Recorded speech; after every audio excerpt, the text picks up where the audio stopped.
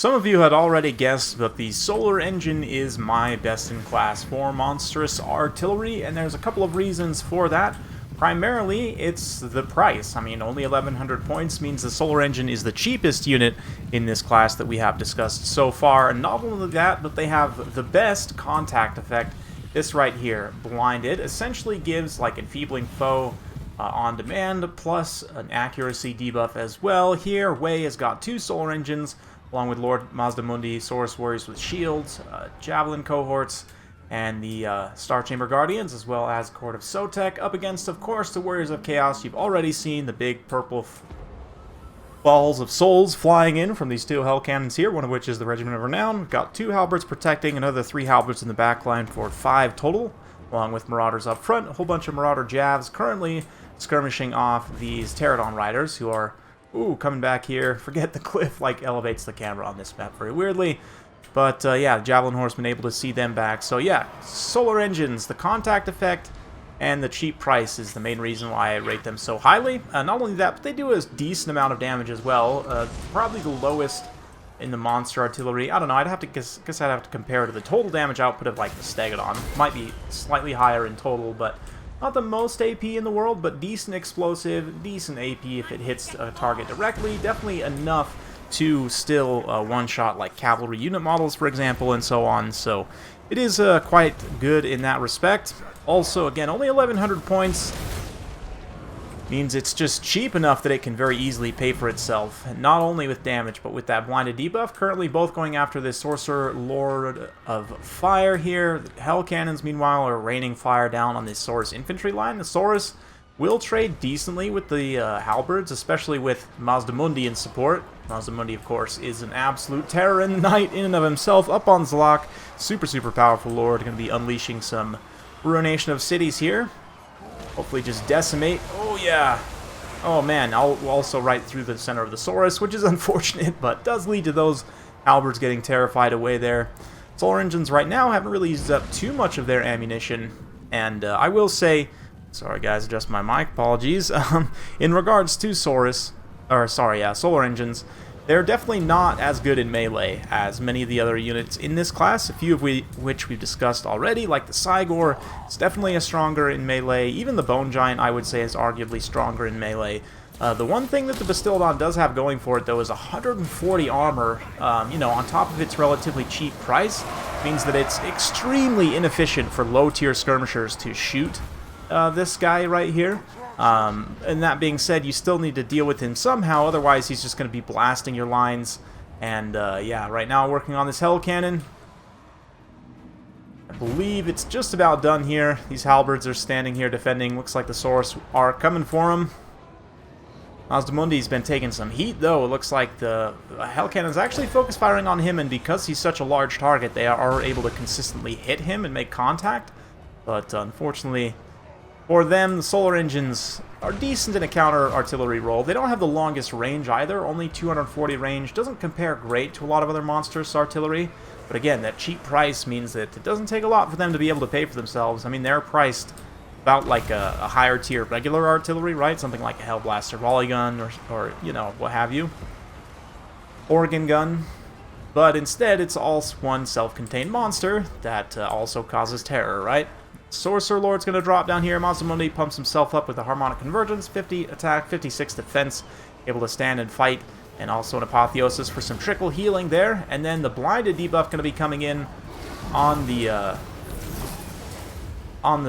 Sorcerer of Fire. So you can see he's down to 18, 17, 50, 56. So kind of stacking those two effects together just to really, you know, accentuate the differences in attack stats there allows Mazdamundi to then come in and just decisively beat this guy down, even though he doesn't have much health left.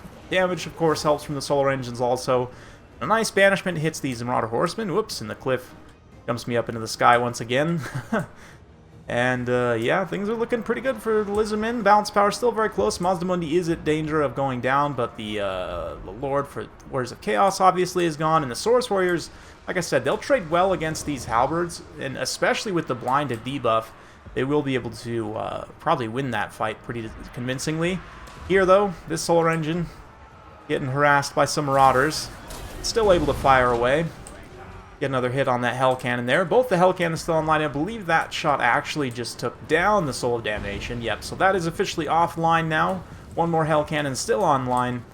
But the Hell Cannon getting shut down does put a pretty significant dent in the balance of power, as they still had quite a bit of ammo left. You can see more solid contact being made here as that Hell Cannon gets detonated. Mazdamundi gets routed, but unfortunately it's just not enough at this point. Warriors of Chaos getting ground down by the Saurus here.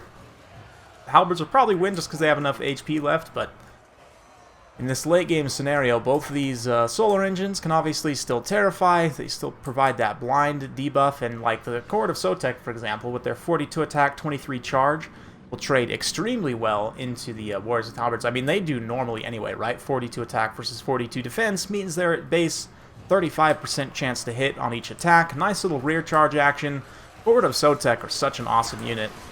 I don't really love Red Crests in general right now. They are pretty good, but they're a little overpriced, I think, for what they give you. But the Court of Sotek, on the other hand, being unbreakable and just having, you know, great attack stats, definitely dish out some pain. Their weapon strength isn't amazing, but it's enough. Decent AP values. They have that too, refuse to die. I was going to say too horrible to die, but that's not right. They're actually quite adorable. And savage. Little blood red skinks. Anyway, this is about the solar engines, though, and they're both waddling up the hill, trying to see off, make sure that Sorcerer doesn't come back. And that's basically the tail of the tape from here on out. We'll put it in fast forward as Wei cleans up the last of the Warriors of Chaos here. You can see exactly that hitting the Halberds. They're down. Oh, it looks like their wind had actually dropped off, right? But they're going to be down, I mean, below 10 melee attack, right? Even with their bonus versus large factored in, they're still going to be, you know, about base hit chance, right? Because I believe they have, what, like a 19 bonus versus large, something like that? So, yeah. Bonus versus large will still apply to the melee attack, but of course terror is a thing. Mazdamundi's still around, still healing himself, and Wei brings home the bacon there, the chaos. Well, not bacon, but you know what I mean. Anyway, Mazdamundi himself racking up a ton of damage value, absolute beast, especially in this matchup. This is probably, I would say, the best matchup to take Mazdamundi on Zlok. Really do some great self-buffing and healing and tank out a ton of damage, which he was able to do here. Saurus Warriors just providing that nice infantry support. Cohort of Sotek, same thing. Infantry generally had a pretty hard time here, but the solar engines obviously racking up a ton of value. 1,600 there, 1,700 there, a couple of chevrons to go around. Yeah, over 6,000 damage dealt apiece. Very good stuff. The Chaos Lord had a little bit of a rough time too, the Marauders. I mean, they're decently cost-effective trading into skinks and so on. The Halberds, actually, some of them will pay for themselves, but others are pretty inefficient here. Javelin Horsemen, pretty much always good. Horsemasters didn't quite make their value back as... wow, the Soul of Damnation, the other Hell Cannon, actually did make their value back too, so pretty impressive stuff. Ended up actually being probably closer than it appeared, but yeah, just kind of continuing on the discussion about Monster Artillery. Solar engines, in my mind, because of all the reasons I've discussed, are pretty clearly the best in class, but should still understand their limitations. Their accuracy can sometimes not be great. Sometimes it's a little bit painful, actually, how they can miss at critical points, but a lot of people will overhype their inaccuracy. It's really not as bad as what most people say. Anyway, just to kind of pull up a few Monster Artillery and continue this discussion. Yeah, 1,100 points is the cheapest that you will see of a unit of this type. Stegadon, of course, 1,600 points, I would say. Just, I mean, it has more range. Look at that, technically does less missile damage. The contact effect and the cheap price, again, just to hammer home on that point. Keep in mind, though, it is definitely not amazing in melee. It's pretty slow. The Solar Engine is 40 speed, which I guess is okay. Actually faster than the Cygor, funny enough, but yeah, significantly worse melee stats. I mean, like 200 less weapon strength. 15 bonus versus infantry only goes so far. And the stats, I mean, 28 melee defense is okay. 22 attack is pretty poor, though. Again, 140 armor is definitely a big benefit. Even over the Stegadon has more armor, right? Definitely less stats, way less charge and weapon strength, obviously. But the shooting power of the Solar Engine, you know, kind of factored in with the price is what makes it so good. It's literally half the cost, right? So you can take 2 Solar Engines for 1 Steam Tank. The Solar Engine's probably in a head-to-head, I would imagine, to win that. I mean, they have only 1,000 less HP. Interesting stuff. The Bone Giant, in terms of missile damage on a single target, the Bone Giant actually does the most. It also, this melee stats, attack and defense aren't amazing. It's even slower than the Pistildon, but yeah, less armor too. Way more HP though, holy cow, like almost 10k HP, which is pretty insane. Yeah, it's interesting, you know, coming through, and I've talked about which one of these I would put as like a runner-up before to the Solar Engine. It's really hard for me to say right now. I kind of need to really sit down and think about it, but I'm leaning towards like the Bone Giant, the Cygor, and the Necrofex all kind of being tied for second, and then maybe putting the Steam Tank at number 3, along with the Stegodon. I mean, as a missile unit, Stegodon's a fantastic melee unit, but if you're wanting to bring it purely for melee, I mean, you can just bring the Feral version, right? Save yourself that 500 points. The artillery attack, I don't really think, in my opinion, is worth that extra 500 points, along with the no enrage and everything. The Feral Stegodon also has a 6 higher charge bonus, which is something. So yeah, Solar Engines, though, coming back to them, are awesome. You do have some ability to synergize with Fire as well, with Fire Slon. It's not a super common pick, but you can get some extra damage value out of them with that.